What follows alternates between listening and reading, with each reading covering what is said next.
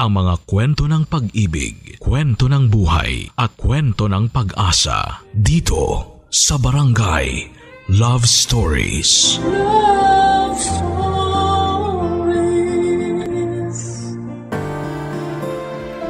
Minsan kung sino pang may magandang katawan, siya pang magbibigay sa iyo ng pangit na karanasan.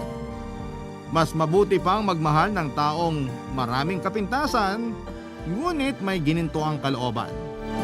Ikaw, kabarangay, anong katangian ng taong mahal mo ang iyong pinaka-nagustuhan? Dear Papa Dudut, pagbati po sa inyo at sa lahat ng mga nakatutok sa inyong programa. Ako po si Steve, 33 years old na sa ngayon. Nagtatrabaho po ako bilang isang investment consultant sa San Fernando, Pampanga. 4 kaming magkakapatid na puro lalaki at ako ang bunso. Yung 3 kapatid ko ay pareho nang may sariling pamilya, kaya kami na lamang ng nanay ko ang magkasama. Nangyari po ang kwento ko 2 years ago, Papa Dudut. Isa sa mga pinakamalaking insecurity ko sa sarili ko ay ang timbang ko. Mabuti na lamang at kahit papaano ay pinagpala po ako sa height na 5'5". Maliit pa rin po ako kumpara sa ibang lalaki, pero ipinagpapasalamat ko na po yon dahil nabawasan ang ipanlalait sa akin ng mga tao sa paligid ko. Mula pagkabata kasi mataba na talaga ako, Papa Dudut. Pero kahit na madalas na nilalait ang katawan ko ay masasabi ko na hindi naman kalait-lait ang mukha ko. Maputi ako at may itsura din naman, Papa Dudut. Wala akong mahanap na artista na pwede kong maging kahawig dahil hindi naman artistahin ang datingan ko. Kaya i-describe ko na lamang po ang sarili ko. May pagkasingkit ang mga mata ko, medyo pangahin din, manipis sa mga labi at katamtaman lang ang tangos ng ilong. Nasa lahi na po namin ang pagiging mataba. Mula kina nanay at tatay hanggang sa aming 4 na magkakapatid. Pero kahit na malaki rin ang mga kapatid ko ay sila rin ang naging mahiyain. Hindi po sila naging mahiyain na katulad ko. Yun ang minahal sa kanila ng mga babaeng napangasawa nila. Samantalang ako ay umabot na sa edad na 31. Pero hindi ko man lang naranasang manligaw, Papa Dudut. Takot po kasi ako sa rejection at takot din akong mapahiya. Sa katawan ko pa lamang kasi siguradong tatanggihan ako ng isang babae. Kaya naman sa tinagal-tagal ng panahon ay nakontento na lamang ako sa pagiging single. Nag-focus ako sa trabaho at nililibang ko na lamang ang sarili ko sa kung anong gagawin. Mahilig ako maglaro ng online games. Pero bukod doon, mas naging hilig ko ang kumain. Naging comfort ko ang masasarap na pagkaing nakikita ko online. Minsan, nagpapaluto ako kay nanay, pero kapag masyado siyang busy ay umu-order na lamang ako at nagmumukbang sa kwarto ko habang nagmo-movie marathon. Papa Dudut, bukod sa pagkain ay may isang bagay pa akong kinakahiligan. Nawili po ako sa pakikipag-usap sa mga magagandang babae sa isang dating app. Dahil mukha ko lang naman ang nakikita nila sa picture, ay naging confident ako sa pakikipag-usap sa kanila, Papa Dudut. Tumagal naman ang 1 buwan ang mga nakakausap ko. Pero tuwing nakikipag-meet na sila sa akin ay bigla na lamang silang hindi dumarating. At hindi na nagpaparamdam muli, Papa Dudut.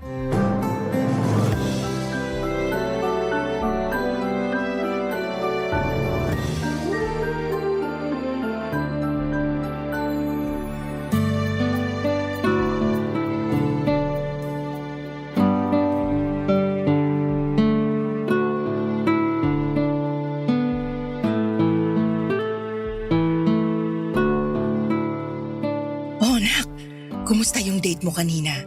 Huwag na lang po natin pag-usapan, Nay. Bakit naman? Excited na excited ka pa nga kanina nung umalis ka rito. Hindi po ako sinipot nung kadate ko, Nay. Nako, kawalan niya yun kung ganun. Ang pogi-pogi ng anak ko tapos hindi sisiputin. Sigurado ako na nandun siya sa mall nung nag-chat ako sa kanya. Tapos nung nakilala niya ako, hindi na lang siya tumuloy. Hindi na ba nagparamdam ulit? Hindi na po. Magtataka pa ba ako, Nay? Pangalawang beses na yun nangyari. Dapat sanay na ako. Kung ganda lang ng katawan yung sukatan niya sa lalaking kikilalanin niya, matagal siyang makakahanap ng matino, anak. Ang hirap kasi sa ibang babae dyan.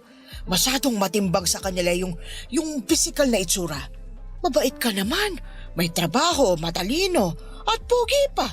Pero mataba. Ay naku, paano ka naman magiging okay niyan kung ikaw pa mismo nangungunang manlait sa sarili mo? Para hindi na ako magulat kapag ibang tao na po yung nagsabi sa akin. Huwag mo na isipin yung babaeng yun, nak. Hindi healthy para sa'yo na mapalapit sa mga mapanghusgang tao. Sigurado naman ako na may makikilala ka rin yan. Sino naman po, Nay? Yung mataba rin kagaya ko? Sus, ikaw naman. Nawawalan ka na agad ng pag-asa hindi pa naman end of the world ah. Baka maging single na lang po talaga ako habang buhay, Nay. Kung ako lang naman yung ide-date mo, kikilalanin muna kita bago kita tanggihan ng ganun-ganun na lang. Hindi ka man lang binigyan ng pagkakataon. Wala na po tayong magagawa kung ayaw niya sa akin, Nay. Doon pa lang sa hindi siya nagpakita sa akin, malinaw nang hindi niya ako gusto. Akala niya siguro macho ako. Tapos natakot na nung nakita niya ako sa mall na halos hindi magkasya sa isang upuan. Nakaka-bad trip lang kasi na magkausap naman kami, interesado siya, Nay. Excited pa nga na magkita kami. Bakit? Hindi ka pa ba niya nakikita sa mga picture mo? Nakita na po. Kasama katawan? Hindi po. Ayun lang. Baka naman kasi hindi ka naging totoo sa kanya. Nagpakilala ka ba talaga bilang ikaw? Siyempre naman po, Nay. Pero dapat, sinabi mo pa rin na mataba ka para hindi siya nag-expect. Hindi mo rin naman pala siya masisisi kasi hindi ka nagpakatotoo sa kanya. Ay, sa susunod, alamin mo muna kung gusto ba nila ng mataba o yung maraming abs para alam nila yung aasahan nila sa pagkikita nyo. Tsaka, dun pa lang, makikilala mo na kung sino yung dapat at hindi mo na dapat pang kausapin, anak. Ikaw lang din naman yung masasaktan sa ginagawa mo. Alam ko naman po yun, Nay. Nahiya lang po talaga ako kasi nag-expect agad siya na maganda rin yung katawan ko. Hindi naman po kasi halata na mataba ako kapag mukha ko lang yung nakikita niya. Sa susunod, maglagay ka ng picture mo na kasama pati katawan mo. Baka naman wala na mag-reply sa akin nun. Mas mabuti yun kaysa naman paasahin ka lang. Buti pa si na kuya. Parang hindi naman nahirapang magkaroon ng girlfriend. Masayahin kasi yung mga kuya mo. Tsaka hindi pa uso nun yung dating app na ginagamit mo. Kaya ikaw, huwag ka masyadong umasa sa mga nakikilala mo sa online na yan. Mas mabuti na yung kilala mo sa personal. Alisin mo na yung app mo dyan sa cellphone mo at makipagkilala ka na lang sa personal. Opo, Nay. Pagkatapos kong makipag-meet sa huling babaeng nakausap ko sa dating app, ay nangako na ako sa sarili ko na hinding-hindi na ako makikipag-usap kahit kanino mula roon. Naisip ko na tama naman si Nanay Papadudut. Mas mabuti nga na sa susunod na makikipag-date ako ay doon na sa babaeng nakita na ako at tanggap na mataba ako. Ibinuhos ko na lamang muna noon lahat ng sama ng loob ko sa pagkain at sinubukang kalimutan ang mga nangyari. May mga naging kaibigan naman akong babae noong college pero after namin makagraduate ay hindi na nila ako pinansin kahit na kinukumusta ko sila sa social media account nila. Sa trabaho naman ay naging kaklose ko yung boss kong lalaki. Biniro niya nga ako noon na kung may kapatid lang siyang babae ay irereto niya sa akin, Papadudut. Pero sa isip-isip ko naman noon, kahit sino pa ang ireto sa akin ay hindi rin naman ako basta-basta magugustuhan. Ilang buwan matapos akong i-ghost ng sanay kadate ko ay sinabi sa akin ni Nanay na inireto niya raw ako sa anak ng kaibigan niya. Nagulat ako noong sinabi niyang pumayag daw itong makipag-meet sa akin matapos niyang ipakita ang pictures ko. Anika raw ang pangalan ng babae, Papadudut.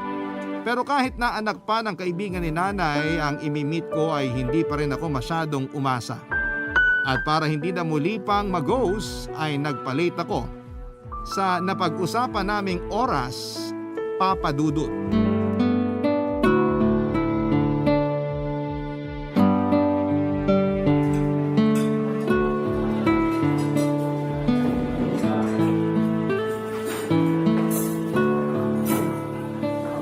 Akala ko hindi ka na darating. Kanina pa ako dito sa restaurant eh. Sorry, nahirapan kasi ako hanapin ka.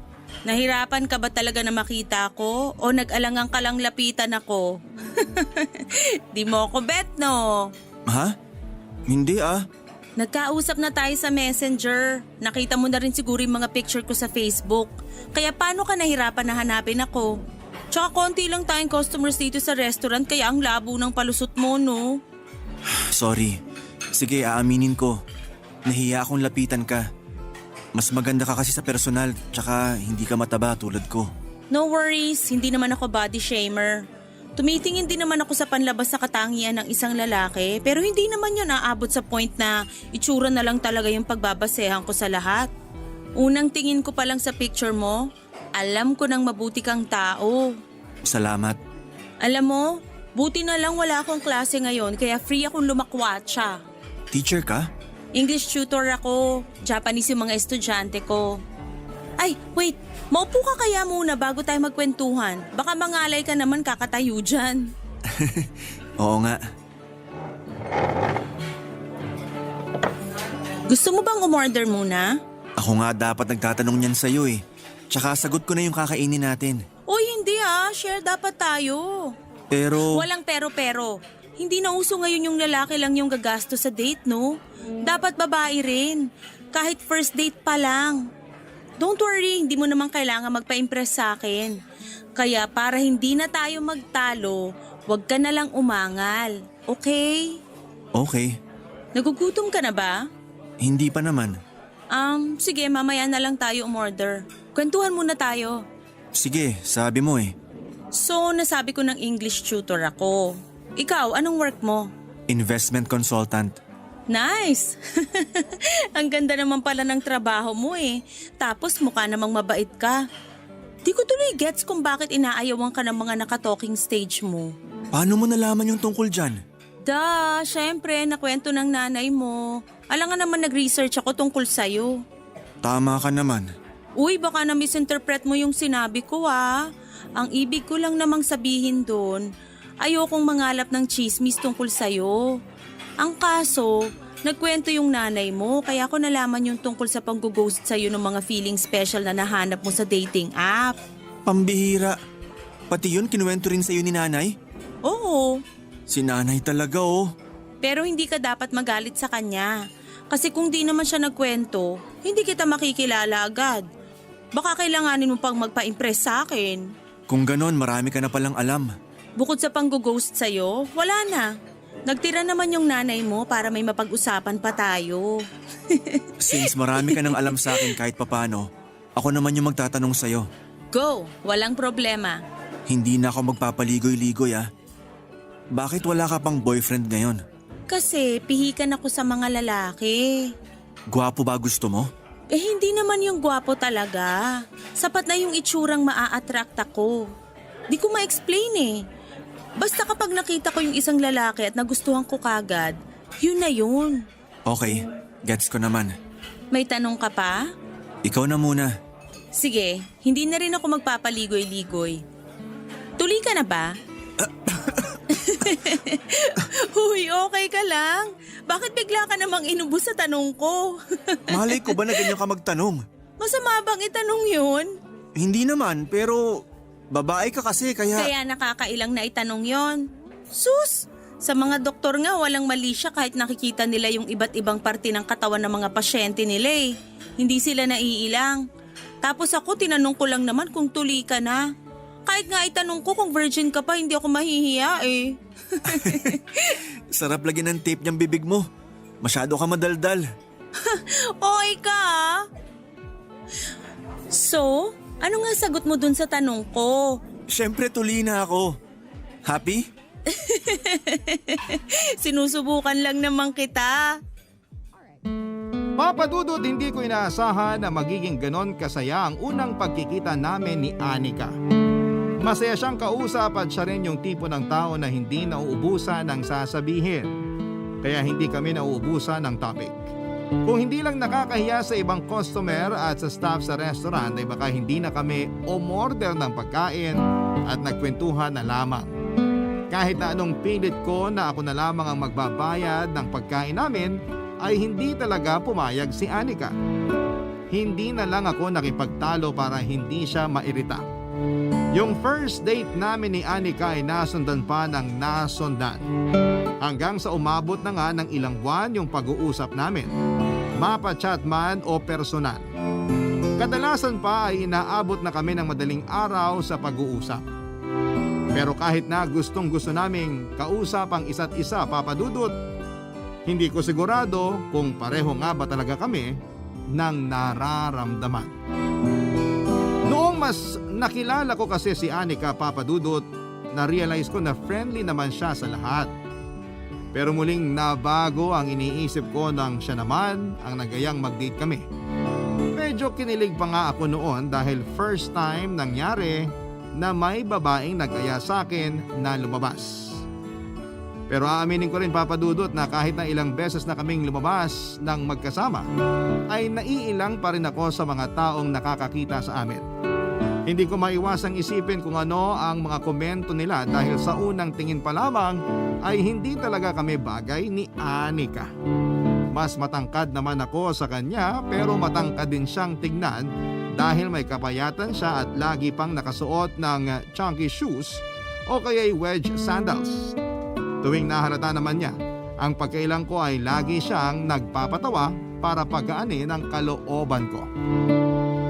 Papa Dudut, ilang buwan pa ang lumipas at nagulat na lamang ako nang bigla akong tanungin ni Anika kung may balak pa raw ba akong manligaw sa kanya. Napa-oo naman ako kaagad, sabay tanong kung pwede ko na siyang ligawan.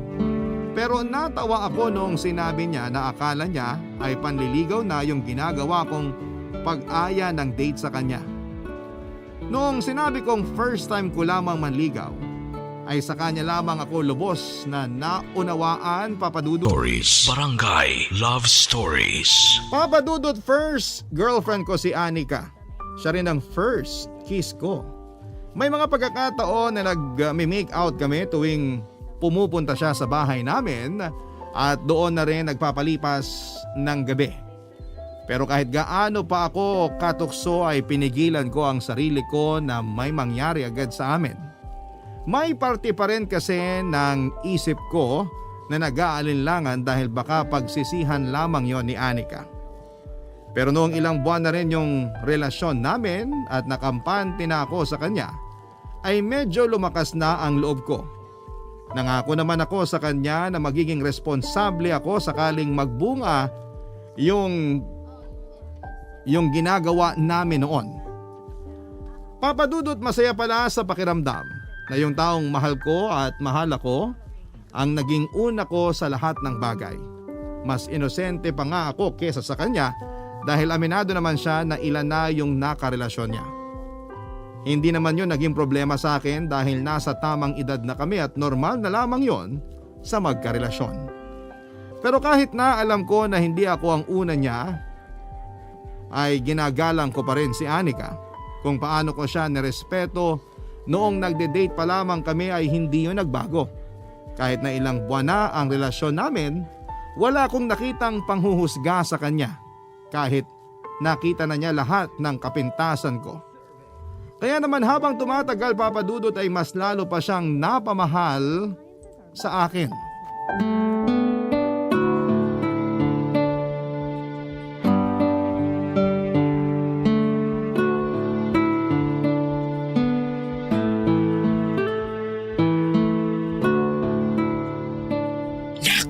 Mukhang napapadalas na yung pagtulog ni Anika dito ah. Ano, malapit na ba ako magkaapo sa inyo? Nay naman ang dumi po ng utak nyo. Anong madumi? Matatanda na naman tayo, nak. Kaya wala tayong dapat ikahiya. Tsaka sakali namang mabuntis mo si Anika alam kong pananagutan mo siya. Kayang-kaya mo na siyang buhayin. Hindi nyo pa ba napag-uusapan ng kasal? Ilang buwan pa lang po kami, Nay. Wala pa nga kaming isang taon Tsaka nakadepende po yan kay Anika. Kung kailan siya ready, tsaka lang kami magpapakasal. Ayoko siyang pilitin na matali agad sa akin. Mamaya hindi pa pala siya sigurado na ako na talaga yung gusto niyang makasama habang buhay. Oh, Ayan na naman yung pagiging nega mo. Ang hirap kasi sa'yo, lagi mong iniisip na iiwang ka pa ni Anika. Dapat matuto ka ring magtiwala na totoong mahal ka nung tao at sapat na yung pagmamahal niya sa'yo para manatili siya sa tabi mo. Naku, kapag nalaman niya na ganyan ka mag-isip, siguradong sasama loob nun. Ang hirap naman po kasi, Nay. Hanggang ngayon kapag lumalabas kami na magkasama, kitang-kita ko kung paano kami hinuhusgahan ng mga tao. Kayong dalawa lang ang nasa relasyon niyo. Hindi kasama ron ng ibang tao. Kaya bakit mo iisipin ang opinyon nila? Hindi naman sila yung pakakasalan mo, kundi si Anika. Pero parte rin po ng buhay natin yung mga tao sa paligid. Palagi ko pa rin silang makikita tuwing lumalabas ako. Nasa sayo naman yan kung magpapaapekto ka sa kanila o hindi eh. Isipin mo na lang, nagagwapuhan sila sa'yo kaya kanila tinitingnan. Napakabolera niyo po talaga, Nay. Sus! Baka hindi mo alam. Hindi lang si Anika yung patay na patay sa'yo. Meron pa po ba? Yung anak ng kapitbahay natin. Lagi akong tinatanong nun kung nandito ka na. Mukhang alam na alam yung oras ng uwi mo eh. Yung singkit ba nating kapitbahay yung tinutukoy niyo? Oo, siya nga. Kaya wag mong isipin na lahat ng tao sa paligid mo mapanghusga at pinagtatawanan ka ha. May iba dyan na makausap ka lang, sobrang saya na. Nay, may girlfriend na po ako. Ayoko na makipagkilala o makipaglapit pa sa ibang babae.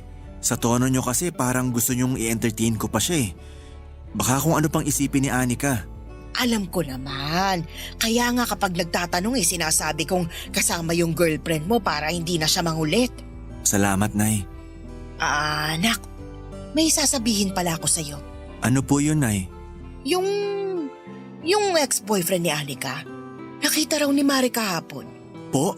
Umuwi na raw galing South Korea. Hindi niya kasi nabanggit sa akin yung tungkol sa ex niya. Baka naman ayaw na niyang pag-usapan. Sabi naman ni Mari, 2 taon na raw na wala yung dalawang yun. Nung tinanong ko kasi siya kung bakit wala pa siyang boyfriend, sabi niya pihikan daw siya sa lalaki. Pero hindi niya nabanggit yung tungkol sa ex niya. Pero alam mo naman na may mga nakarelasyon na siya dati, hindi ba? Opo, Nay. Pero hindi na rin naman ako nagtanong tungkol sa kanila. Parang nag-iba lang yung pakiramdam ko dun sa sinabi niyong ex ni Anika. Yun bang parang may hindi magandang maidudulot yung pagdating niya? Sinasabi ko na nga ba, magpapakanega ka na naman. Alam mo nak, ang mabuti pa, kausapin mo si Anika.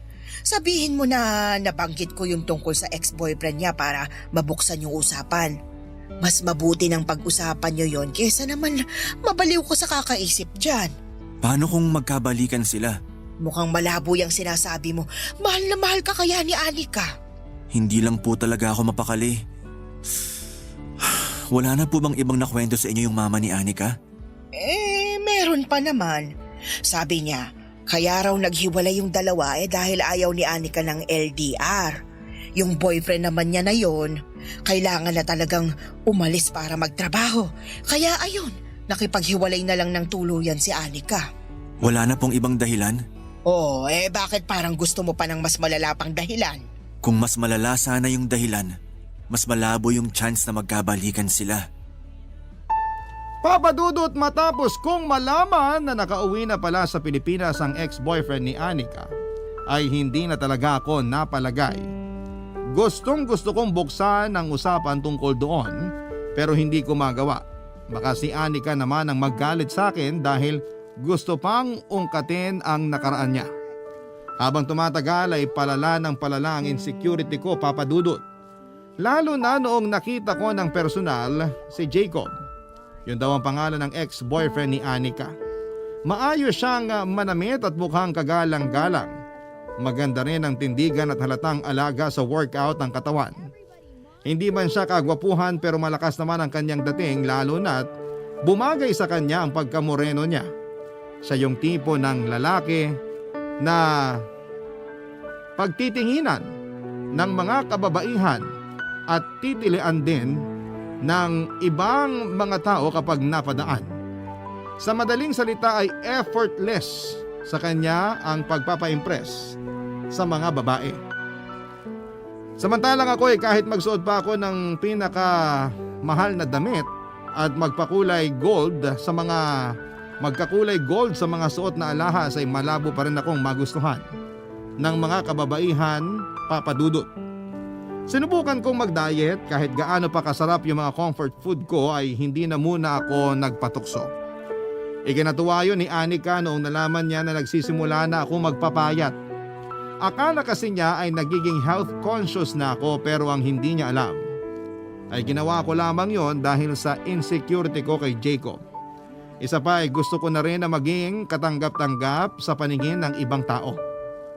Naisip ko kasi na kung hindi siguro ako mataba baka kiligin pa sila sa aming dalawa ni Anika. Kaya naman ginawa ko ang lahat. Makapagpabawas lamang ng timbang, Papa Dudut.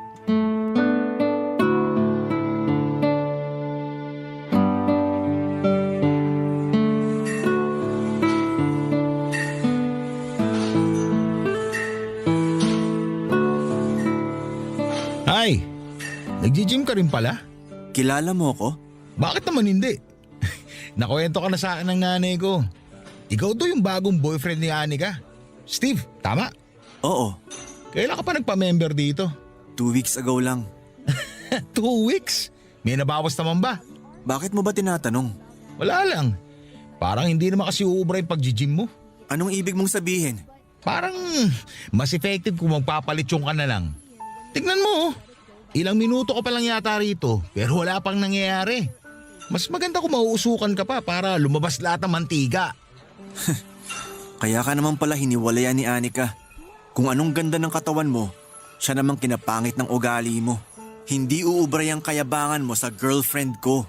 Huwag mo isali sa usapan si Anika. Bakit apektado ka pa? Hindi ka pa rin ba nakaka-move on sa kanya? Ano bang pakialam mo? Wala naman talaga sana akong pakialam. Kung hindi mo lang ginulo yung pananahimik ko rito. Nilapitan mo lang ako para ibuli. Brad, hindi nakakagwapo yung pagiging immature. Yabang mo ah. Mukha ka naman naglalakad na litsyon. Hindi ako pumapatol sa mga banat na pambata, Jacob. Kung wala ka nang sasabihin, maiwan na kita rito. Mukhang ayaw mo naman ako makasama sa iisang gym. Kaya ako na mag-a-adjust para sa'yo. Ingat. Ingat ka rin. May nagsisiga dyan. Baka matusta ka.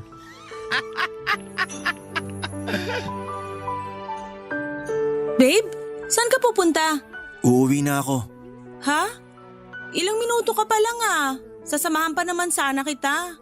May bully kasi dun sa loob. Ano? Pwede natin siyang ireklamo sa... Babe, wag na. Lumayo na lang tayo sa gulo. Gusto ko nang umuwi. Kumain na lang tayo ng ramen. Akala ko ba nagda-diet ka? Cheat day muna. Tapos bukas cheat day uli?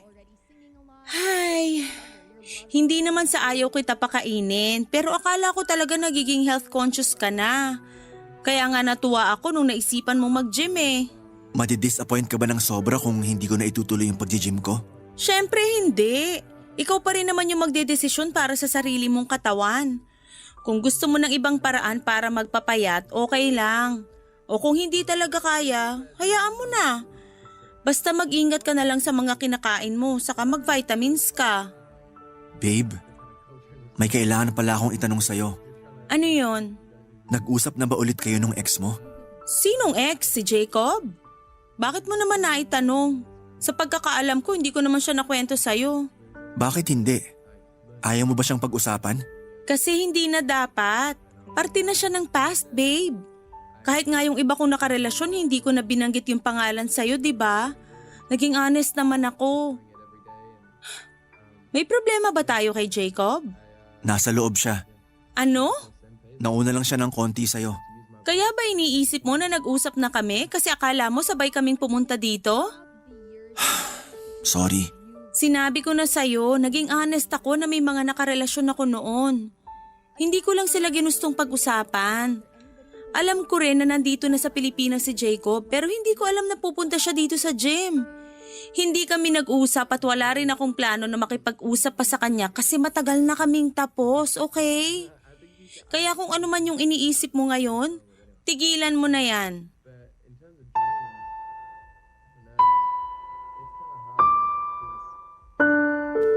Papa Dudut, muntik pa kaming magkatampuhan ni Anika nang dahil doon. Mabuti na lamang at napag-usapan din naman namin ng maayos kinagabihan. Naniwala naman ako sa kanya na hindi talaga sila nag-uusap ni Jacob kahit na halos magkalapit lamang ang bahay nila. Sakali man daw na magkausap sila ulit ay sisiguraduhin niya na hindi na babalik ang dating samahan nila ni Jacob dahil hindi niya ugaling makipagbalikan sa kanyang ex. Sa pagkakataong yun ay nagtiwala ako kay Anika, Papa Dudut. Pero yung pag-gym ko ay hindi na talaga nasundan pa. Nasayang lang tuloy ang membership ko noon. Sinubukan ko yung juice diet pero hindi naman umubra. Kung tinuloy-tuloy ko pa yon ay baka ma-hospital na ako sa mga sumunod na araw. Kung ano-ano pa ang mga sinubukan ko na hindi rin naman nakatulong sa katawan ko, kaya tinigilan ko na lamang, Papa Dudut. Naawa na rin kasi ako sa sarili ko. Hindi ko nga po akalain na makakaranas din pala ako ng anxiety. Dati naman kasi kahit marami akong naririnig na hindi magaganda, ay hindi naman umaabot sa puntong maapektuhan ako ng sobra. Nakaranas ako ng insomnia at tuwing lumalabas naman kami ay nakakaroon na rin ako ng panic attacks na ikinabahala na ni Anika. Sinabi niya rin yon sa nanay ko kaya silang dalawa na ang kumumbinse sa akin na magpakonsulta sa doktor, Papa Dudut. Barangay Love Stories. Barangay Love Stories. Papa Dudut, makalipas ang ilang linggo matapos akong kumonsulta sa psychiatrist, ay mas naging maayos na ang pakiramdam ko. Hindi naman nawala yung pakiramdam na nahihiya ako sa katabaan ko pero hindi na katulad ng dati. Siguro'y iniisip ng iba na masyado naman akong mahina at malamya para sa isang lalaki pero sinubukan ko namang lakasan ang loob ko. Sadyang nananaig lang noon ang mga negativity sa buong katawan ko. Kaya yon ang binago ko. Naging masayahin ako at mas nasabayan ko na ang mga biro ni Anika. Nang sumapit ang birthday ni Anika ay naghanda ang mga magulang niya. At syempre, hindi ako nawala sa pagbaplano ng simpleng party na inihanda namin para kay Anika. Ilang kamag-anak lang naman ang imbitado roon, karamihan kasi sa pupunta ay mga kaibigan din niya. Medyo kabado ako noon dahil makikilala na ako ng mga kaibigan niya at ng iba pa nilang kamag-anak. Inaasahan ko nang makakatanggap na naman ako ng panlalait at mapanghusgang mga tingin. Pero dahil birthday yon ng girlfriend ko, ay sinubukan ko makisama ng maayos sa mga bisita niya. Dinaan ko na lamang sa pagbibiro ang lahat. Mababait naman ang mga kaibigan ni Anika kaya hindi ako na out of place. Sinakyan nila ang mga biro ko at aliw na aliw sila sa mga sinasabi ko kaya natabunan ang hiyang nararamdaman ko ng mga oras na yon. Pero noong patapos na ang birthday party ni Anika ay bigla siyang nawala kaya hinanap ko muna siya. Hanggang sa makita ko si Anika sa may likuran ng bahay nila at may kausap na pamilyar na lalaki sa akin, Papa Dudut.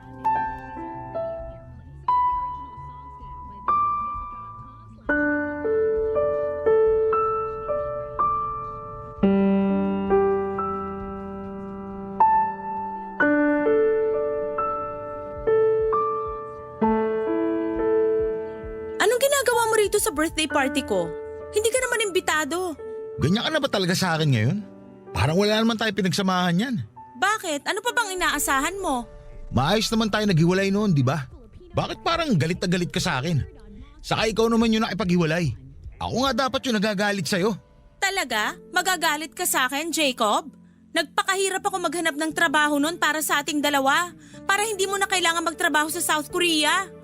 Okay naman yung sweldo, di ba? Kayang-kaya ng tulungan yung pamilya mo pero mas pinili mo pa rin umalis kasama yung batchmate mo na may gusto sa'yo. Malamang kasama ko siya. Siya yung tumulong sa akin na magkatrabaho doon. Mas malaking sweldo sa kumpanyang pinasukan ko ron. At mas mabilis nakapagpundar yung mga magulang ko dahil sa trabaho ko. Kaya pwede ba? Huwag mo na ipilit yung trabahong sinasabi mo. Trabaho ba talaga yung dahilan kaya kating-katikang umalis? O para maging legal na kayo nung babaeng yon? Hindi ako tanga, Jacob. Alam ko na may namamagitan na sa inyo noon pero nagpatay mali siya lang ako kasi mahal na mahal kita noon. Niloko ko na nga lang yung sarili ko eh. Pinaniwala ko yung sarili ko na ako lang yung mahal mo para hindi ako mag-isip ng kung ano-ano. Walang basehan yung mga sinasabi mo. Yan kasi yung hirap sa'yo. Lagi kang tamang hinala. Galit na galit ka. Pero sino ba ngayon yung mauunang ikakasal? Kunwari ka pa nasaktan. Pero naganap ka rin naman kagad ng iba. Mas katanggap-tanggap pa nga sana kung kagaya ko man lang yung naging boyfriend mo.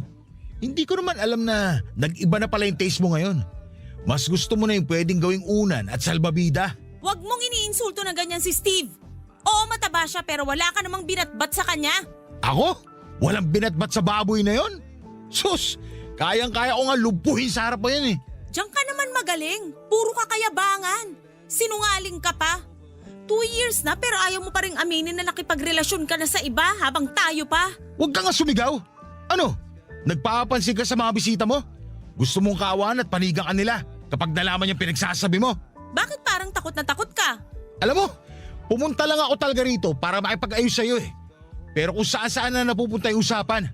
Kung ano-ano na ibinibintang mo sa akin. Lahat ng sinabi ko, totoo. Kaya kung magsisinungaling ka pa rin hanggang ngayon, umalis ka na. Kahit nga magsabi ka ng totoo, wala nang magbabago eh. Tsaka kung inaakala mo na hinihintay ko yung pag-uwi mo dito sa Pilipinas, pwes, nagkakamali ka. Napakayabang mo. Sino ba pinagmamalaki mo ha? Sa bagay, may pagmamalaki ka nga pala. Literal na malaki. Tigilan mo nga yung kakalait mo kay Steve. Makapagsalita ka, kala mo napaka-perfect mong tao. Kala mo ba hindi ko alam? Pinatulan mo lang yung baboy na yon kasi nakikita mo sa kanya yung best friend mong namatay nung high school ka pa lang. Ang yabang-yabang ng Steve na yon. Hindi niya alam. Kinakaawaan mo lang naman talaga siya. Hindi totoo yung sinasabi mo. Totoong mahal ko si Steve. Hindi ko siya kinakahiya at mas talong hindi ko siya kinakaawaan. Bahala ka nga. Bibigyan na nga sana kita ng pagkakataon na maging tayo ulit. Pero, mas pinili mo pa yung lalaki na magiging kapintasan mo rin. Huwag mo akong itulad sa'yo. Hindi tayo pareho mag-isip. Ikaw kasi gusto mo maganda, sexy. Yung dapat perfect sa paningin mo yung babaeng papatulan mo. Pero ano nangyari? Nagtagal ba kayo? Iniwan ka rin naman eh. Tapos ngayon makikipagbalikan ka pa sa akin? Hindi na, Jacob. Maghanap ka na lang ng ibang babaeng maloloko mo.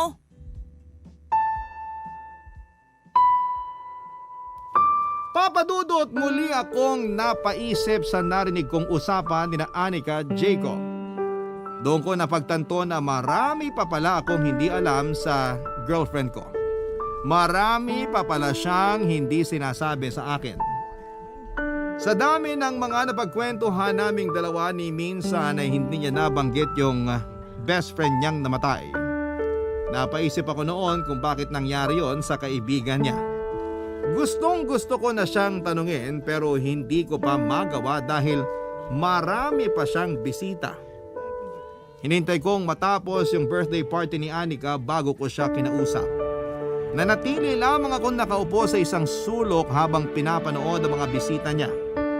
May mga lumalapit pa rin sa akin para magpakilala dahil alam nilang boyfriend ako ni Anika pero tuwing naiiwan na ulit ako ng mag-isa ay naglalaro sa isipan ko yung mga pinag-usapan nila. Mula sa tunay na dahilan kung bakit siya nakipag-break kay Jacob at sa best friend niya na naging mahalaga rin sa buhay niya, Papa Dudut. Hindi naman masama na isekreto niya yung ibang bagay sa nakaraan niya para magkaroon pa rin siya ng privacy. Pero masarap din sa pakiramdam kapag buo ang tiwala sa iyo ng partner mo na magkwento ng tungkol sa mga naging karanasan niya sa buhay. Malungkot man ito o masaya, ang kaso iba yung pakiramdam ko sa sinabi ni Jacob na pinatulan lamang ako ni Anika dahil nakikita niya sa akin yung best friend niya. At para mabigyan linaw ang lahat, kinausap ko na lamang siya, Papa Dudut.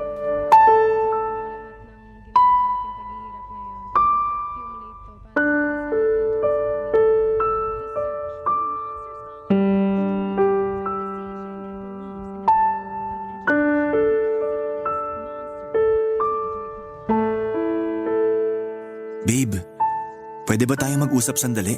Tungkol saan? Pwede bang bukas na lang, babe? Pagod na kasi ako eh. Kakaalis lang ng mga bisita. Sandali lang to. Tungkol saan nga? Diretsuhin mo na lang kaya ako. Baka mamaya kung ano na yan ha. Si Jacob. Narinig ko yung pag-uusap nyo kanina. Nakita kita dun sa likod ng bahay nyo, kausap mo siya. Hindi ko naman sinasadyang marinig pero na-mention na naman ako nung mayabang mong ex eh. So alam mo na. Ang alin? Yung mas malalim pang dahilan kung bakit nakipag-break ka sa kanya? O yung tungkol sa best friend mo? So alam mo na nga. Oo. Yung kay Jacob malinaw na sa akin eh. Hindi mo na siya mahal, di ba? Hindi na, matagal na kaming tapos. Bakit babe? Hindi ka pa rin ba naniniwala sa akin? Naniniwala ako, okay? Narinig ko naman lahat eh. At sa ugali ng lalaking yon, masasaktan ka lang ng paulit-ulit kung makikipagbalikan ka sa kanya. Alam ko naman yun, babe. Pero hindi na yun mangyayari kasi nandyan ka na, di ba? Siyempre naman, sa tingin mo ba, papayag ako na makipagbalikan ka pa sa siraulong yon? Kung kinakailangan pakasalan na kita bukas para sa akin ka na talaga, gagawin ko yon, babe. Talaga? Pero bakit parang malungkot ka kanina? Hindi lang kasi mawala sa isip ko yung sinabi ni Jacob na pinatulan mo lang ako kasi nakikita mo yung best friend mo sa akin. Totoo ba yon? Siyempre hindi. Babe naman, matagal nang wala yung best friend ko at payapa na rin siya ngayon. Kaya please lang, patahimikin na natin yung kaluluwa niya. Sorry babe, naisip ko rin naman na hindi totoo yon. Imposible rin na kinaawaan mo lang ako kasi iba yung nakikita ko sa'yo. Yung mga kagaya mo, hindi naman talaga kaawa-awa, no? Kamahal-mahal, pwede pa. Yung mga banat mo talaga, parang ikaw yung lalaki sa ating dalawa eh. Sus, hindi mo na lang aminin na kinilig ka. Hindi ah. Kinilig ka, aminin mo na kasi. Sige na, oo na. Sabi ko na eh, patanggi-tanggi ka pa dyan. Oh, akala ko pagod ka na. Pumasok ka na dun sa bahay nyo, magpahinga ka na. Mamaya na, dito muna ako sa tabi mo. Sige, gusto rin naman kitang masolo ngayon. Dami kong kaagaw sa'yo kanina eh. Pwede bang iuwi muna kita? Pwede naman, kaso baka hanapin ako ni mama bukas ng umaga. Eh di sabihin mo, nagtana na tayo. Sa edad nating to, magtatanan pa ba tayo? Baka nga itulak pa tayo ng parents ko para magpakasal na eh. O kaya ipapamigay na lang talaga nila ako sa'yo. Parang maganda yun ah. Pabor na pabor sa akin. Maharot ka kasi. Ako ba talaga? O sige na nga, ako na lang uli. Babe, May itatanong ka pa ba? okay lang ba talaga sa'yo? Kahit hindi na ako magpapayat? Kung saan ka masaya, dun ako.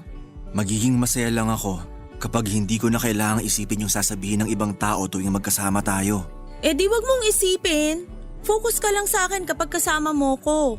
Babe, gusto ko pa rin ituloy yung pagpapapayat ko. Sure ka na ba? Oo, basta sasamahan mo ko. Yun lang pala eh. Walang problema sa akin. Sabi ko nga diba, kung saan ka masaya, dun ako. At kung masaya ka sa akin, sayong-sayo na ako. Papa Dudut, tinuloy ko nga po ang pagpapapayat ko noon. Bumalik ako sa pag-gym. Pinayuhan ako ni Anika na hindi ko naman kailangan pilitin ang sarili ko kung hindi ko talaga kaya. Pero tuwing naiisip ko ang mga reaksyon ng mga taong nakakasalubong ko, ay mas lalong tumitindi ang kagustuhan ko na magpapayat. Hindi na rin ako masyadong bumibili ng mga pagkain mula sa mga fast food chain. Kahit na hindi ako sanay na puro prutas at gulay ay sinanay ko na ang sarili ko para lamang matupad ang goal ko, Papa Dudut, na magbawas ng timbang. At sa awa naman ng Diyos, matapos ang ilang buwan ng pag-workout ko at pagda-diet ay nakapagbawas na ako ng 22 pounds. Malaking bagay na yon para sa akin at ramdam ko talaga na medyo gumaan ako. Sa ngayon naman ay malaki na ang nabawas sa timbang ko. Pero chubby pa rin naman akong tignan. Masaya naman ako dahil hindi na ako kasing taba ng dati at bumabagay na rin sa height ko ang katawan ko kahit papaano. Sa lahat po ng mga pinagdaanan ko, Papa Dudut, ay hindi ako iniwan ni Anika. Siya yung naging cheerleader at soulmate o gym buddy ko. Ibinigay ko ang buong tiwala ko sa kanya at hindi ko naman yon pinagsisisihan. Masasabi ko na napakaswerte ko sa kanya. Sa panahon kasi ngayon ay mahirap nang makahanap na babaeng hindi tumitingin sa panlabas na katangian at tatanggapin ka kahit na ano paman ang kapintasan mo sa katawan. Kaya kung meron man sa mga nakikinig ngayon ang kagaya ko ng napagdaanan, tulad ng mga pangungutya at pambubuli dahil sa katawan, ay huwag kayong mawala ng pag-asa dahil may mga mabubuti pa rin namang tao na tatanggap sa atin. Papa Dudut, hanggang dito na lamang po ang kwento ko at maraming salamat po sa inyo at sa Barangay LS na siyang dahilan kung bakit marami pa kaming napapakinggang kwento na may hatid na pag-asa at inspirasyon. More power po sa inyong programa, ang inyong forever kapuso at kabarangay, Steve. Nagustuhan ng iyong napakinggan? Ituloy yan via live stream sa www.gmanetwork.com/radio.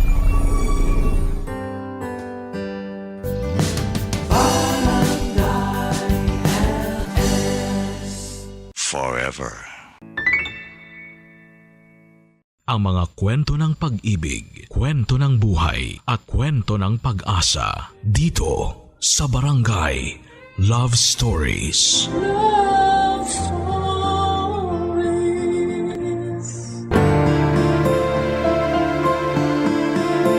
Bago tayo gumawa ng mga bagay na pagsisisihan natin sa huli, ay isipin muna natin ang kahihinatnan nito.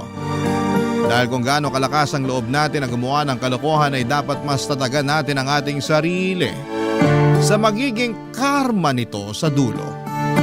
Ikaw kabarangay, matapat ka bang klase ng tao?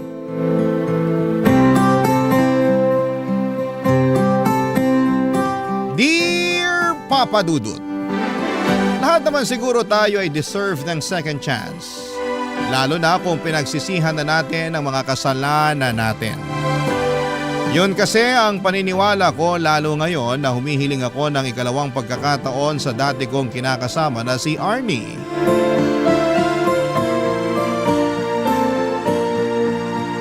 Nagbagong buhay na ako at gusto kong patunayan sa kanya na handa na ulit akong maging responsableng kinakasama niya at tatay ng aming mga anak. Itago niyo na lamang po ako sa pangalang Sev, 35 years old, call center agent na taga Quezon City. May kinakasama ako noon, ang pangalan naman ay Arnie. May anak kami ni Arnie na 4 na taong gulang na, pero nito lang January 2024 ay nakipaghiwalay ako sa kanya sa kadahilanang nawala na ako ng gana sa aming relasyon. Hindi na siya yung babaeng nakikita ko na gusto ko pang makasama sa pagtanda. At kahit na alam kong masakit ay ginawa ko pa rin, ang tingin ko ay nararapat, Papa Dudut.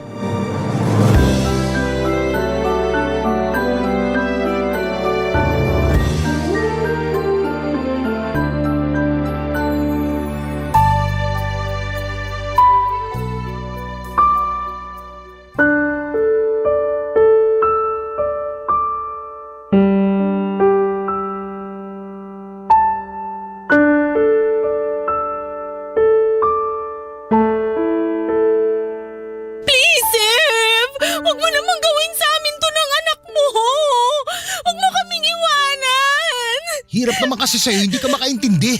Hindi na nga kita mahal. Wala na rin saysay na magsama pa tayo. Bakit? May iba ka na ba? Huwag ka nga makulit. Huwag mo nang i-deny! Ganun naman talaga kadalasan ang rason ng mga lalaki pag gusto na nilang makipaghiwalay. Kunwari kapag nawalan ka ng gana sa relasyon natin, pero ang totoo, meron ka ng iba. Ano naman sa'yo kung meron na akong iba? Masama ba yun hindi naman tayo kasal? Anong dahilan yan? Tanga ka ba? May anak na tayo, Sev! Hindi ko naman tatalikuran yung pagiging tatay ko sa anak natin. Magsusustento pa rin ako kahit hiwalay na tayo. Palayain mo na ako. Akala mo ganun lang kadali yun? Mahal kita, Sev! 5 taon tayo na nagsasama. Tapos ipagpapalit mo ako sa babaeng ngayon mo palang nakilala? Makaka-move on ka rin. Ano ba kasing nagawa ko? Sabihin mo nga!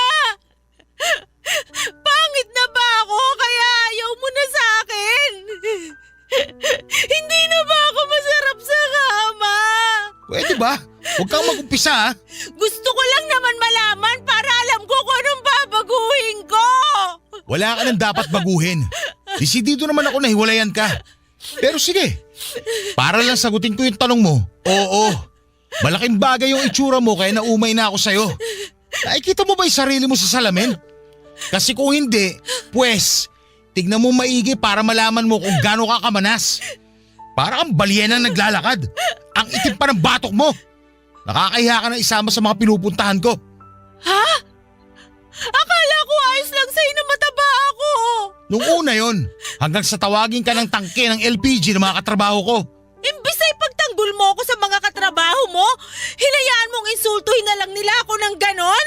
Pinagtanggol naman kita. Kinumbinsi pa nga kita na magpapayat eh. In-enroll pa kita sa gym pero sabi mo, ayaw mo nang ituloy kasi nakakatamad. Paano di ako tatama rin? Abala na ako sa pag-aalaga sa anak natin at pag-aasikaso sa'yo. Mabuti sana kung nag-aalala ka sa kalusugan ko eh. Pero mukhang mas nag-aalala ka sa sasabihin ng ibang tao sa'yo. Oo, mas inaalala ko yun kasi nakakahiya. Sinimulan na rin nila akong tuksuin kaya doon ako nawala ng gana sa'yo. Kaya ka naghanap ng mas sexy sa akin, yun ba? Oo! Sexy siya at mas maganda sa'yo. Napakawalang iya mo! Buo na talaga yung desisyon ko. Gusto ko nang makipaghiwalay sa'yo. Swerte mo nga eh. Sa itsura mong yan, hindi ko na pinatagal yung panloloko sa'yo. Ang kapal ng mukha mo! Buisit ka. Tingnan mo, nagdugo tuloy yung labi ko dahil sa sampal mo. Kulang pa yan kumpara sa ginawa at mga sinabi mo sa akin! Ayan! Ayan pa yung isang ayaw ko sa'yo. Masyado kang bayolente at taklesa. Sige lang, pagpatuloy mo lang yan. Mas lalo ko na talagang naiisip na tama ang desisyon ko na makapaghiwalay sa'yo. Tandaan mo na kapag umalis ka sa pamamahay na to, wala ka nang babalikan! Hinding-hindi na kita tatanggapin uli sa buhay ko! Kahit magmakaawa ka pa at umiyak ng dugo! Tigas naman ang mukha mo na isipin na babalik pa ako sa'yo. Ikaw ang kahit na umiyak ng dugo, hindi pa rin magbabagong isip ko. Iiwan na talaga kita. Ayoko na maisama sa mga tulad mo na mukhang ulikba. Papa Dudut, hindi ko naman talaga gustong insultuhin si Arnie dahil kahit papaano ay minahal ko naman siya sa loob ng 5 taon naming pagsasama. Kaya lang ay masyado siyang desperadong alamin ang dahilan kung bakit ayaw ko na sa kanya. Bagay na medyo nagpainit sa ulo ko kaya nasabi ko ang katotohanan. Hindi ko rin maintindihan kung gaano ba kahirap tanggapin na ayoko na siyang makasama. Pasalamat nga siya, handa pa rin akong magsustento sa anak namin. Nauwi kami sa matinding pagtatalo noong araw na umalis na ako sa nirerentahan naming apartment. Sobrang saya ko ng mga panahong yon dahil nakalaya na ako sa relasyon namin. Pagkatapos, mabilis kong pinuntahan ang sinasabing babae ni Arnie na si Leia. Kasama ko sa call center. Ang totoo ay tama naman lahat ng mga sinabi ni Arnie. Malaking dahilan ng paghiwalay namin ay noong nagkagusto na ako kay Leia. Nagsimula lang namang kaming magka-developan around December 2023. Pero matagal-tagal na ako nanlalamig sa relasyon namin ni Arnie dahil nga unti-unti nang nawala yung dati niyang ganda. Kesa patagalin ko pa ang panloloko ko ay nagpakatotoo na ako sa nararamdaman ko kaya nauwi na kami sa hiwalayan. Noong nagsimula na kami magsama ni Leia sa isang bubong ay wala na akong narinig na kahit na ano kay Arnie. Oo, nagsusustento pa rin ako para sa anak namin at pinapadala ko na lamang yung pera. Pero pinagbawalan ako ni Leia na makipagkita sa anak ko. Bagay na pinagbigyan ko naman kasi mahal ko na siya. Mabilis na lumipas ang 6 na buwan at nakita ko na lamang ang sarili ko na napapaisip kung ano na ang kalagayan ng mag-ina ko. Huling balita ko ay umalis sila ng anak namin sa apartment na nirerentahan namin at umuwi sa nanay niya na taga Marikina.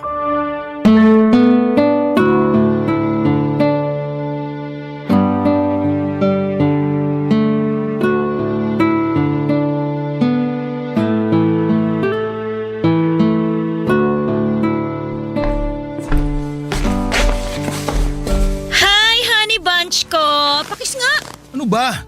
Sungit naman, kiss lang eh. Mamaya na. Naiirita ako. O bakit ka naman naiirita? Paano? Ang init-init tapos dikit ka ng dikit. Eh di sana binuksan mo yung aircon kesa nagrereklamo ka dyan na mainit. Sira yung aircon. Hindi gumagana kaya naka-electric fan lang ako. Ay, oo nga pala. Hindi ko pa napapapunta yung technician na gagawa ng aircon natin. Lagi kasi nawawala sa isip ko, lalo day shift ako. Wala naman ako rito sa apartment natin. O anong gusto mo sabihin? Na porket night shift ako, ako na yung magpapapunta sa technician na gagawa ng aircon. Bakit hindi? Eh, ikaw yun nandito. Unahin ko pang bantayan yung gagawa kaysa sa tulog ko. Ay nako, kahit kailan talaga hindi ka maaasahan sa mga bagay dito sa bahay. Matagal mo ng kontak yung nag-aayos ng aircon. Kaya ikaw na ang masikaso nun. Oo na. Sige, pag sinipag ako, pero sa ngayon, tiyagain mo na lang muna yung electric fan. Ano pa nga ba? Basta huwag ka lang dumikit sa akin. Naalibadbaran ako. Magbabangayan na lang ba tayo ngayong rest day natin? Kasi kung oo, mabuti pa pumunta na lang ako sa mall para manood ng sine. At least doon may aircon. Malamig. Bahala ka sa buhay mo. Basta dito lang ako sa bahay. Kanina ko ba napapansin na kasubsob ka dyan sa cellphone mo ah? Ano ba pinagkakaabalahan mo? Patingin nga. Uy! Akin na. Ano ba? Wala lang to. Sa ubo nga inaagaw phone ko. Teka, ano yan ha? Profile ba yan ni Arnie? Bakit ini-stalk mo yung ex mo ha? Ano naman ngayon? Anong ngayon? Bakit mo nga siya ini-stalk ha? Wala lang. Pwede ba wag mo akong gawing tanga? Sa palagay mo maniniwala ako sa sagot mo? Wala naman talaga eh. Masyado ka lang praning. Sino bang hindi mapapraning? Sige nga. Ano malay ko? Mamaya nag-uusap na pala ulit kayo. Ang advance mo naman mag-isip. Tsaka hindi na active sa social media si Arnie. Ini-stalk ko lang siya para makita yung mga ina-upload yung picture ng anak namin. Bakit? Namimiss mo na yung anak nyo? Oo! Ilang buwan ko na rin kasi hindi nakikita yung anak ko. Di ba pinagbawalan mo ako na makita siya? Kaya malamang namimiss ko na siya. Oh, sinunod kita ha? Hindi ko kinikita ang anak ko. Baka naman magalit ka pa na tinitignan ko picture niya. Pasensya ka na ha. Takot lang naman ako na baka may feelings ka pa kay Arnie. Tapos magkabalikan kayo pag pinayagan kita makipagkita sa anak mo. Bakit mo naman naisip eh, ikaw nga yung mahal ko. Hirap sa'yo, lagi kang praning eh. Hindi mo ako masisisi no? Nagawa mo ang iwanan yung mag-ina mo eh. Paano na lang ako, di ba? Baka nakakalimutan mo. Iniwanan ko sila ng dahil sa'yo. Hindi ko nakakalimutan yon. Pero ayoko lang na gawin mo rin sa akin yon. Sa totoo lang, parang malapit na kitang iwan. Nakakayamot ka na eh. Lakas ng tama mo. Mabuti pa, umalis ka na. Di ba sabi mo pupunta ka sa mall? Alis na! Ayoko munang makita yung pagmumukha mo dito. Papa Dudut, hindi totoo na may feelings pa ako kay Arnie katulad ng binibintang sa akin ni Leia. Praning lamang siya, bagay na kinakainis ko ng mga panahong yon. Kaya nauwi kami sa pagtatalo. Ayoko sa lahat na pinagbibintangan ako ng bagay na hindi naman totoo. Masama bang ma-curious kung ano na ang buhay ng dati kong kinakasama? Siya pa rin naman ang nanay ng anak ko at dahil nga ilang buwan na kaming hiwalay at hindi ko sila nakikita ay miss na miss ko na ang anak ko. Sa totoo lang ay hindi yun ang una't huling beses na nagtalo kami ni Leia nang dahil sa pangi-stalk ko sa Facebook account ni Arnie. Hindi ko kasi mapigilang tingnan doon yung old photos namin ng anak ko. Bagaman hindi na active si Arnie sa social media ay masaya pa rin ako kasi hindi niya ako in-unfriend. Akala ko kasi ibablock niya ako dahil ganon ang tipikal na ginagawa ng mga babae kapag nasasaktan sila dahil iniiwan sila ng lalaki. Kaya buti na lamang talaga at magkaibigan pa rin kami ng ex ko kahit sa social media lang. Papa Dudut. Barangay Love Stories. Barangay Love Stories. Papa Dudut, kung hindi ang Facebook account ni Arnie ang ini-stalk ko ay madalas akong mahuli ni Leia na tumitingin at nagla-like ng picture ng mga sexy na babae online. Pero para sa akin ay wala lang yon. Paghanga lang yon kasi nagagandahan ako sa hubog ng mga katawan nila. Dumating din yung punto na dumating na rin yung punto na hindi na rin ganon ka-sexy itong si Leia at parang bigla niyang napabayaan ang sarili niya mula noong magsama kami sa loob lang ng 6 na buwan. Kumbagay hindi na siya kaakit-akit sa paningin ko kaya parang nabawasan na rin ang pagmamahal ko sa kanya. Sa kabilang banda ay malaking dahilan din ng panlalamig ko sa kanya ay ang hindi namin pagkakaroon ng anak. 2 beses na kasing nakunan si Leia kaya natakot na siyang magbuntis. Ayaw na niyang sumubo kasi baka raw mag 50-50 na siya sa susunod. At dahil nga sa sitwasyon namin ay na-frustrate ako at lalo kong na-miss ang anak namin ni Arnie. Dumating ang oras na naapektuhan na rin ng husto ang pagsasama namin ni Leia dahil sa dami ng problemang nararanasan namin at sa kadahilan ng hindi kami magkaroon ng anak.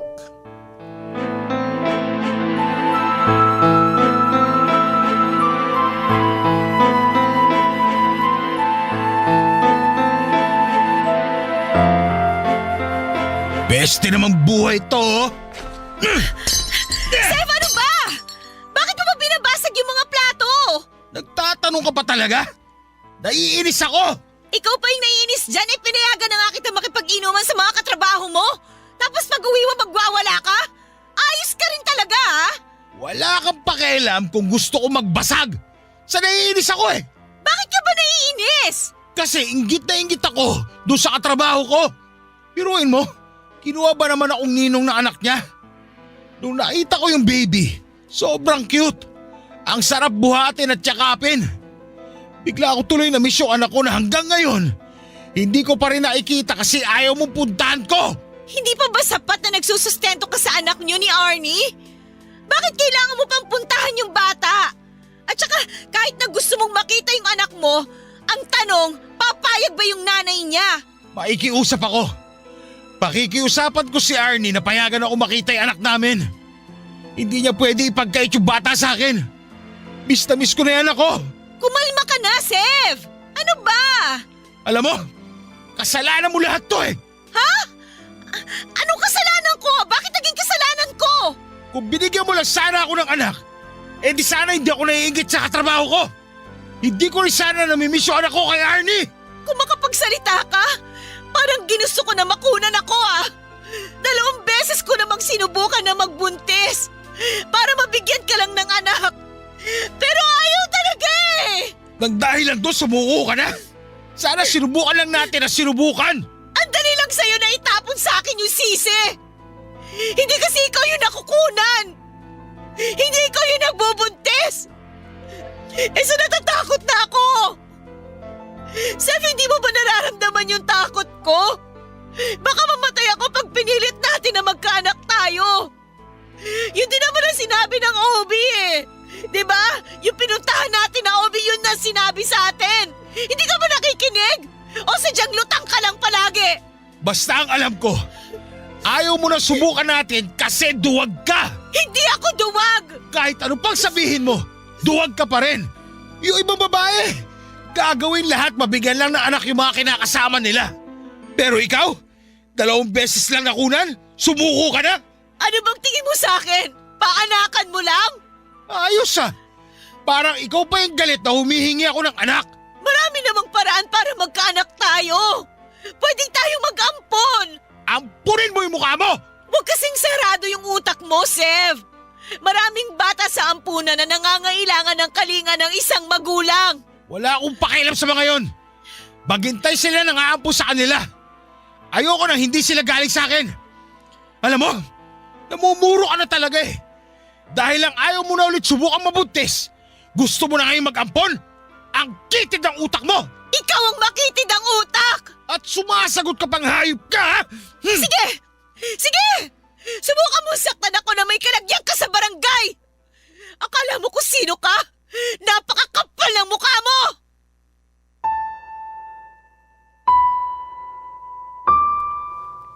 Papadudot nagandahan talaga ako ng husto kay Leia nung unang beses siyang pumasok sa BPO company na pinagtatrabahuan ko. At aminin ko nagka-crush ako sa kanya kahit pamilyado na ako. Sexy, makinis, maputi ang balat at maganda pa ang forma.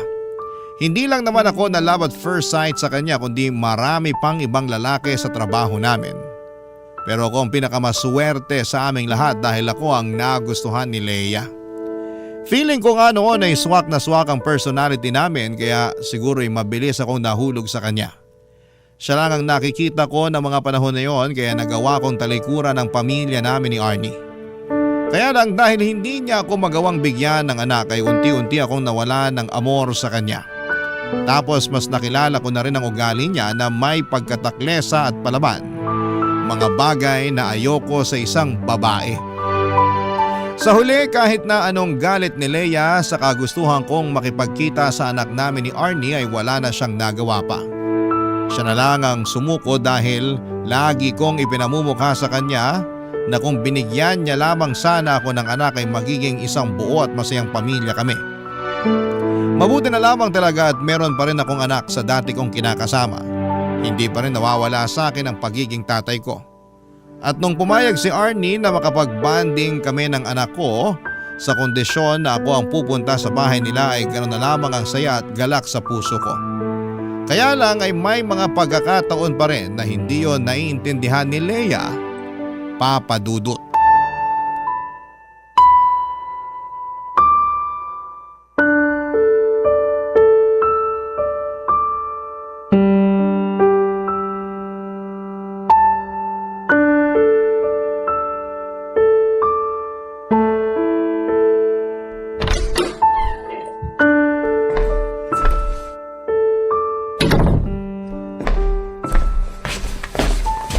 Oh, bakit nandito ka sa bahay, Leia? Akala ko may pasok ka. Paano ako makakapasok? Masama ang pakiramdam ko. Tapos, akala ko uuwi ka kagad pagka-out mo sa trabaho. Pero anong oras na Inabot ka na ng hapon sa labas. Nakauwi na ako. Huwag ka na magalit. Paano hindi ako magagalit? Nakikinig ka ba? May sakit ako. Inaasahan kita na umuwi kagad pagka-out mo para asikasuhin ako. Nakadaan ka ba sa butika? Bakit ako dadaan sa butika? Sev, nag-text ako sa'yo kanina na ibili mo ako ng gamot. Huwag mo sabihin hindi mo ako naibili. Nako, hindi nga. Pasensya na, hindi ko nabasa text mo. Naubos baterya ng phone ko Ayan na naman tayo Ginagawa mo na naman akong tanga sa mga katwiran mo. Nagsasabi ako ng totoo. Wala nga baterya phone ko. Bakit hindi ka nag-charge sa opisina nyo? Saan ka ba kasi nang galing? Sa school ng anak ko. Ano? Sa school ng anak mo? Ano naman ang ginawa mo doon? May play kasi sila. Nung huling beses na nagkita kami, sinabihan niya ako na pumunta raw ako sa school nila para manood. Kaya pumunta ako kanina. Bakit hindi ka tumanggi? Mas priority mo pa yan? Sigurado naman ako nandun si Arnie para manood. Nandun nga.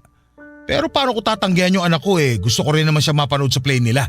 Eto na naman po kami. Bata lang yon. Wala pa yung muwang sa mundo. Pakialam ba niya kung mapanood mo siya o hindi? Ang sabihin mo, gusto mo lang talagang pumunta kasi nandun si Arnie. Wala namang kinalaman si Arnie dito. Huwag mo na idama yung tao. Paano hindi ko siya idadamay? Lagi mo nalang pinapasama yung loob ko. Nakuha mo akong tiisin para na manood ng walang kwentang play ng anak mo. Habang nandito ako, masama yung pakiramdam. Nandun ka nakikipagharutan kay Arnie. Manahimik ka! Ano pinagsasabi mo? Kasalanan mo kung mas lalo sumama yung pakiramdam mo. Kung ano-ano kasi pumapasok sa kokote mo. Ako pa talagang may kasalanan? Ikaw nga itong kuumasa, parang walang pakialam sa akin Nagkabali ka na ba kayo ni Arnie, ha? Kaya binabaliwala mo ako ngayon?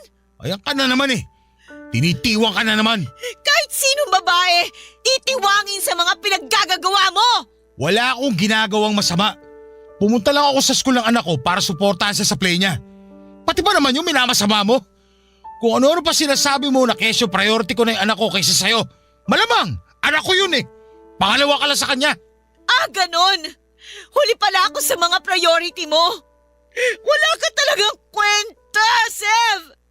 Wala ka na talagang ginawang matino. Ginagampanan ko lang yung pagiging mabuting ama ko sa anak namin ni Arnie. Hindi ba matino yun? Bakit ba hindi mo yun maintindihan? Oo nga pala. Wala ka pala kasing anak. Ano? Anong sabi mo? Sabi ko, wala kang anak kaya hindi mo alam yung pakiramdam na maging isang magulang. Tapos, nakikipagkompetensya ka pa sa atensyon sa anak ko. Mas bata ka pa mag-isip sa kanya Ang kapal ng mukha mo! Bakit? Nasasaktan ka? Wala akong pakialam. Ikaw naman nagdesisyon na ayaw mo na magkaanak tayo. Kaya ito yung resulta ng desisyon mo. Buti na lang talaga may anak kami ni Arnie. At least, kahit paano, nararanasan ko pa rin magpakatatay sa anak ko. Di tulad mo, inutil na yung matres mo. Umalis ka sa harapan ko, bastos ka! Ayoko na makita yung pagmumukha mo! Lalo mo pinasasama yung pakiramdam ko! Alis talaga ako. Bahala ka sa buhay mo. Kita mo wala pa akong tulog. Tapos, sasabayan mo pa ako ng kaartihan mo. Papadudod, sa loob ng 6 na buwan ay sinabi sa akin ni Arnie na napatawad na niya ako dahil hindi naman ako naging babayang tatay sa anak namin. Na-realize din daw niya ang mga pagkukulang niya sa akin kaya nawala na lamang ako ng amor sa kanya noon. Pumayag siya na mag-co-parenting kami alang-alang sa anak namin, bagay na ikinatuwa ko ng husto. Kaya lang ay mas lalo yung kinainit ng ulo ni Leia. Pero pinanindigan ko ang kagustuhan kong magpakatatay sa anak namin ni Arnie kahit na palagi nagagalit sa akin si Leia. Doon na ako nagsimulang maglihim sa kanya kapag umaalis ako at pumupunta sa bahay ng anak ng dati kong kinakasama. Kahit naramdam kong galit pa rin sa akin ang mga magulang ni Arnie, hindi naman nila ako pinagsalitaan ng masama sa harapan ng anak namin. Meron silang pagkokontrol kaya hindi na ako masyadong naiilang na pumunta sa kanila para dalawin ang anak ko. Samantalang si Arnie naman ay may trabaho na sa Ortigas at napansin ko, Papadudot, na malaki na ang pinagbago ng itsura at pananamit niya. Barangay Love Stories. Barangay Love Stories. Papadudot, dahil po sa madalas naming pagtatalo ni Leia at pakiramdam ko na hindi niya ako naiintindihan sa mga desisyon ko ay unti-unti nang nagkaroon ng lamat ang aming pagsasama.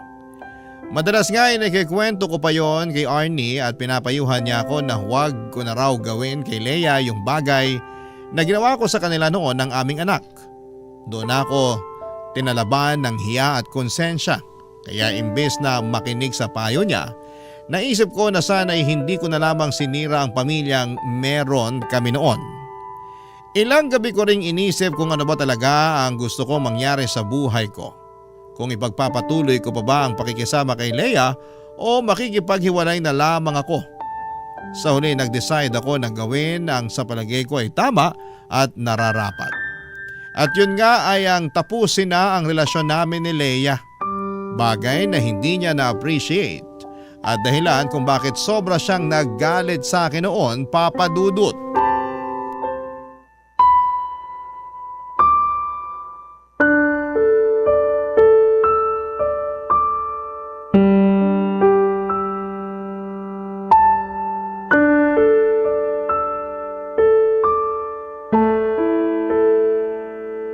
Sev, huwag mo naman akong iwan Pangako, magbabago na ako.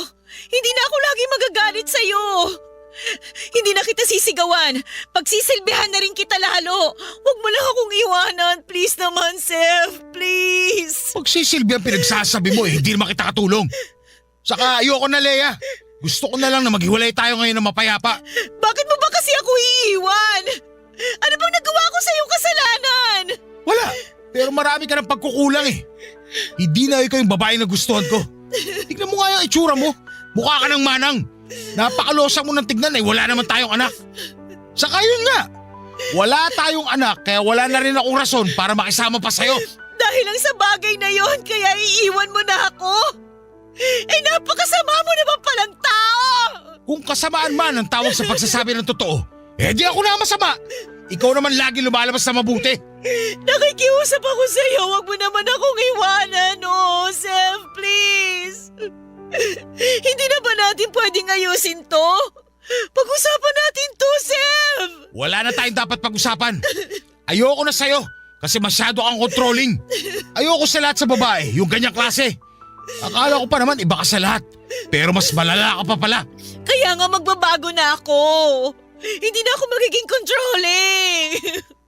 Babawasan ko na rin yung pagiging taklesa ko sa'yo.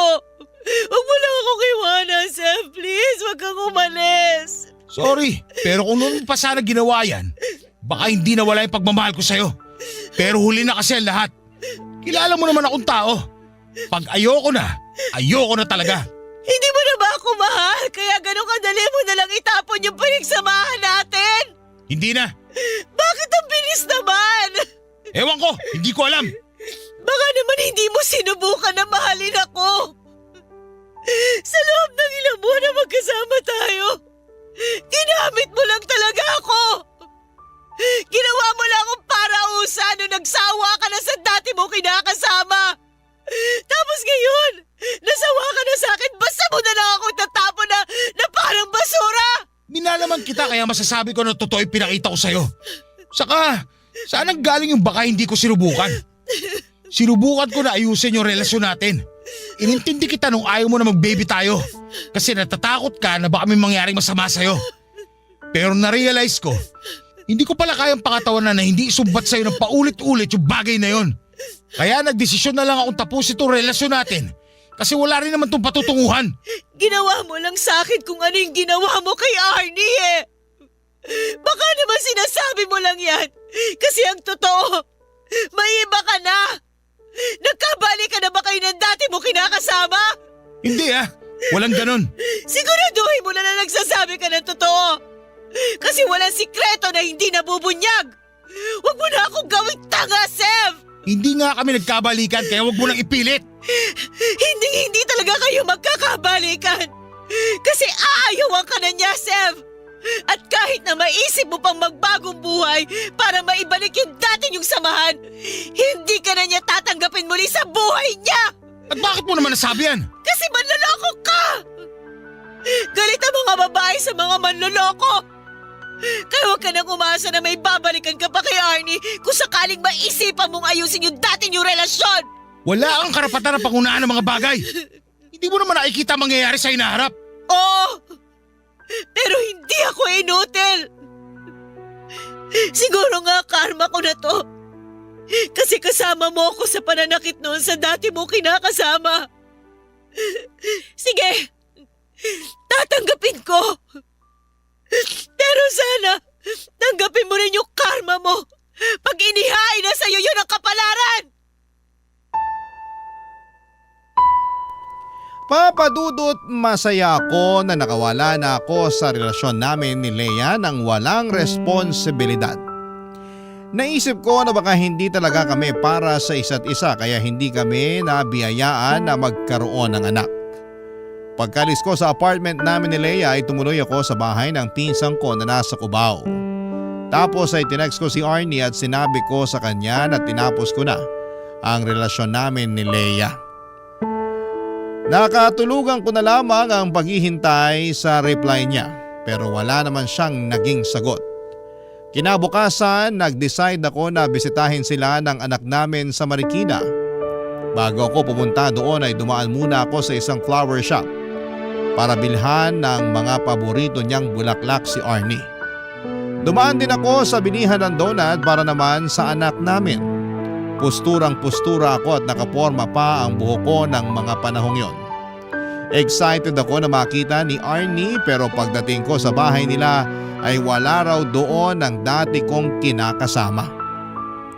Nakipagbanding muna ako sa anak namin at pagkalipas ng 2 oras ay nakita ko si Arnie na hinatid ng isang lalaki na hindi pamilyar sa akin ang pagmumukha. Agad ko itong kinompronta at nagpakilala ako kung sino ako sa buhay ni Arnie.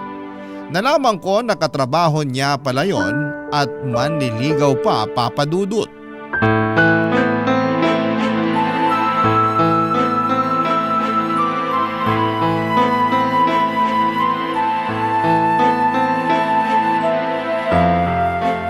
Seth, mag-usap nga tayo.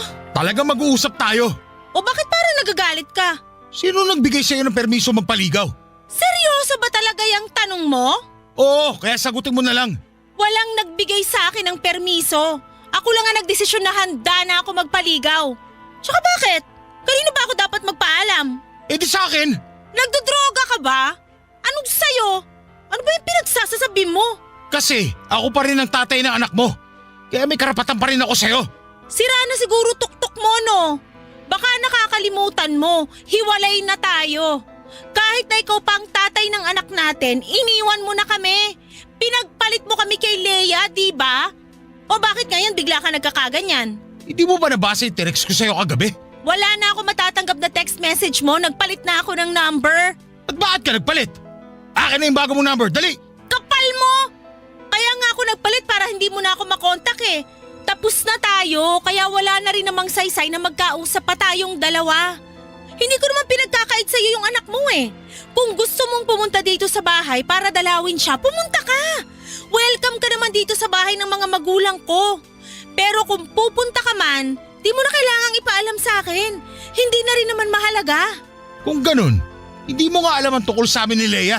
Kailangan ko pa bang malaman? Hiwalay na kami, Arnie. Ako nakipaghiwalay sa kanya. Oo, talaga? Oo, kasi… Huhulaan ko. Hindi mo na siya mahal kasi hindi na siya yung babaeng nagustuhan mo. Yung maganda, yung sexy. Tama ako, di ba? Arnie naman. Wala nang bago ron. Yun din naman dahilan mo kaya ka nakipaghiwalay sa akin nun. Aaminin ko na medyo loko-loko ko nun. Kaya ako nagawa yun sa'yo at sa anak natin. Pero nagbago na ako ngayon. Aanin ko naman yung sinasabi mong pagbabago. Sige nga. Kasi gusto ko magsimula ulit tayo. Gusto kong itama yung mga pagkakamali ko sa inyo ng anak natin. Kaya sana bigyan mo pa ako ng second chance. Alam mo, kung nagbibiro ka, congrats kasi napatawa mo ko. Hindi ako nagbibiro. Seryoso ako. Gusto kong makipagbalikan sa'yo at magsimula ulit tayo. Mas gugustuhin ko pang iumpog ulo ko sa pader kaysa makipagbalikan sa'yo. Matapos ang ginawa mo sa akin noon, palagay mo, may natitira pa akong pagmamahal para sa'yo? Oo, nirerespeto kita bilang tatay ng anak ko pero di na sapat yun para pabalikin pa kita sa buhay ko. Bakit? Dahil meron ka ng iba? O ano naman sa'yo ngayon? Anong akala mo? Ikaw lang may karapatang makipagrelasyon? Hindi ka pwedeng mapunta sa iba dahil mahal kita. Wala akong pake. Wala ka ng karapatan na diktahan ng buhay ko. Kapal ng apog mo na sabihin na dapat akong humingi ng permiso sa'yo bago ako magpaligaw. Bakit? Sino ka ba sa buhay ko? Wala na ba talagang katiting na pagmamahal sa puso mo para sa akin? Wala na ba talaga akong pag-asa sa'yo, Arnie? Walang-wala na. Matagal nang wala. Sinabi ko sa'yo no na pag iniwan mo ko, wala ka nang babalikan. Kaya ano pang inaasahan mo? Mula nung araw na umalis ka, inumpisahan ko nang alisin ka sa sistema ko. Kahit na masakit, kahit na paulit-ulit kong naririnig sa isip ko yung mga sinabi mong pang-iinsulto sa akin. Lahat ng pang-aalipusta mo sa pagkatao ko, lahat yon kinaya ko. Wala ka na nga narinig sa akin pagkatapos nun, di ba? Hinayaan ko na kayo ni Leia na magsama kasi baka ako lang naman talaga ang hadlang sa love story niyong dalawa. Hindi ko na kasalanan kung naghiwalay kayo kasi siguro karma niyo yun dahil pareho kayong manloloko. Arnie naman, huwag ka naman ganyan sa akin.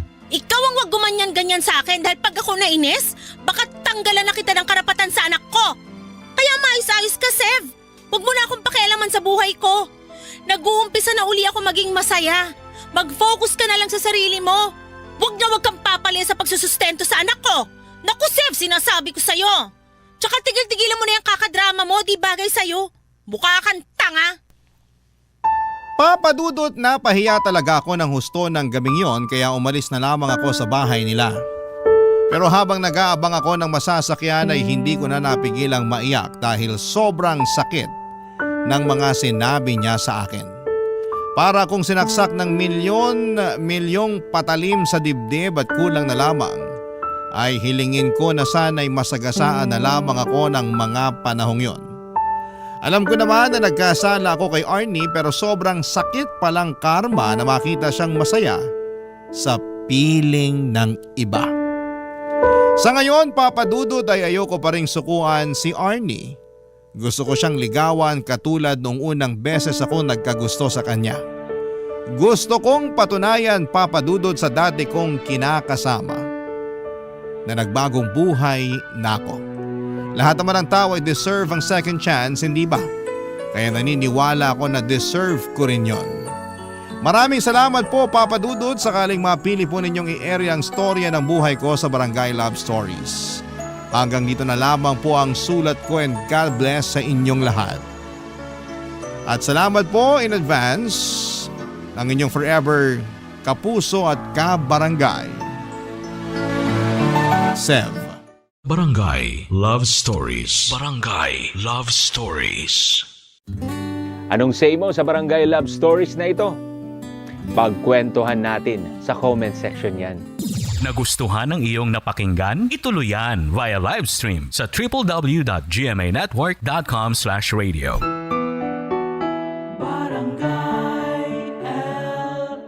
In Mega Manila, 97.1. Forever.